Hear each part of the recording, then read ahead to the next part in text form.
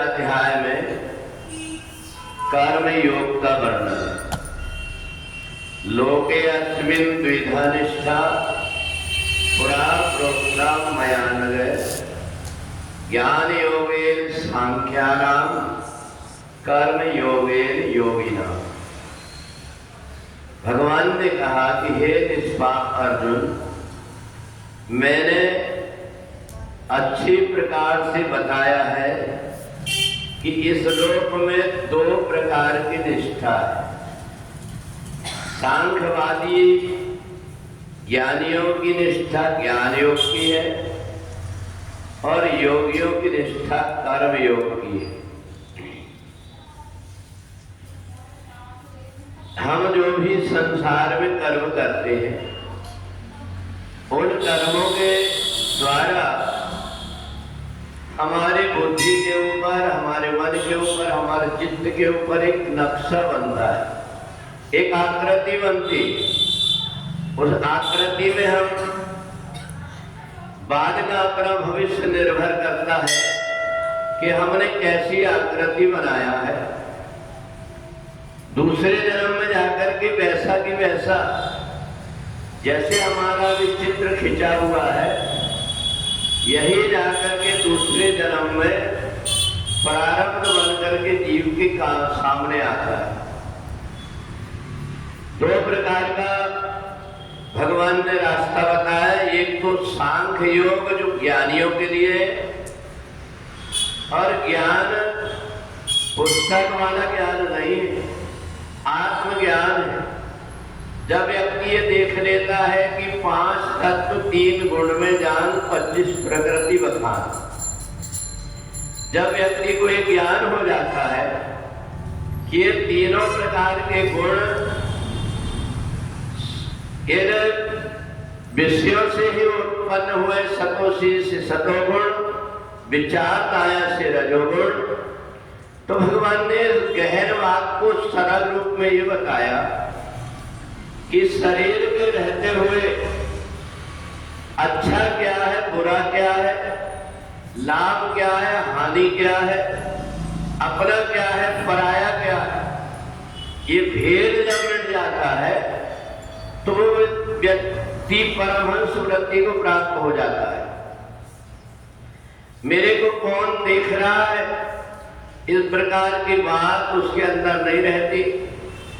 उसको वस्त्र की भी कोई प्रकार से ना तो वस्त्र के लिए सोचता है, ना अपना और पराया का सोचता है, ना अच्छा और बुरा सोचता है। जहां उसको खाने को मिल जाता है खा लेता है, जो कुछ भी उसको कोई पहना देता तो पहन लेता है। वस्त्र की भी जो व्यक्ति को फिक्र ना रह जाए, और वस्त्र की भी मेरे वस्त्र पहना हूं कि नहीं पहना हूं, इस प्रकार की वृत्ति में व्यक्ति जब लीन हो जाता है तो उसको आत्मलीन व्यक्ति को परमहंस कहते हैं। और ऐसी वृत्ति जाने में उसको हर जगह परमात्मा ही परमात्मा दिखने लगते हैं। फिर उसे ये भान नहीं रहता कि मैं कहाँ रह रहा हूं, क्या खा रहा हूं। हर समय अस्मि वृत्ति में, पहले तो सोहम, मैं वह हूं, इस वृत्ति को धारण करता है, और बाद में सो भी मिट जाता है, अस्मि वृत्ति होती है। उस अस्मि वृत्ति में जाकर के व्यक्ति को ये भी भान नहीं रहता कि संसार में कौन मेरा है, कौन अपना है, कौन पराया है। बहुत से ऐसे संतों को देखा होगा आपने, जैसे दादाजी धूनी वालों को, उनको अपने आप का किसी प्रकार का कोई भान नहीं। जो भी व्यक्ति जो कुछ दे देता, कई बार तो ऐसा भी हुआ कि उनको किसी ने सोचा कि ये महात्मा है, एक बार इनकी गोद में बालक दे दे।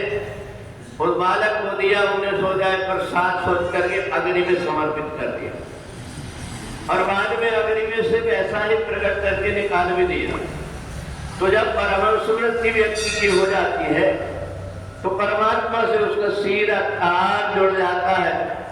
और ये वृत्ति बाहरी दिखावा से नहीं होती, बल्कि अंतर मन जाकर के परमात्मा में लीन हो जाता है। जब तक एक वृत्ति नहीं आई तो उस समय कर्मयोगी व्यक्ति कर्म करके अपनी इंद्रियों को धीरे धीरे करके और परमात्मा में लगा करके साधना करता है, इसको कर्मयोग कहते हैं। और साधना करके धीरे धीरे अपनी स्थिति को ऊंची उठाते हुए और क्रियाओं के द्वारा सिद्धियों तक पहुंच जाता है। और सिद्धियों में भी जब वो विचलित नहीं होता तो उसको परम पद प्राप्त हो जाता है। तो दोनों प्रकार के रास्ते हैं परम पद प्राप्त करने के। एक तो ज्ञानी व्यक्ति जो जीते जी परम पद को प्राप्त कर लेता है, शरीर का भान छूट जाता है। और दूसरा कर्म योगी है जो अपनी क्रियाओं के द्वारा परमात्मा को साक्षात करके और उन क्रियाओं के द्वारा परम पद को प्राप्त कर लेता है। सहज रूप में हम ये समझे कि दो प्रकार के रास्ता भगवान ने ज्ञान योगियों के लिए और कर्म योगियों के लिए दोनों के बताया हुआ है। और दोनों से ही परम पद की प्राप्ति होती है। एक व्यक्ति सहज में ही परम पद में लीन हो जाता है और एक व्यक्ति कर्म योग के द्वारा परमात्मा तक पहुंच जाता है। बोले वृंदावन बिहारी लाल की जय।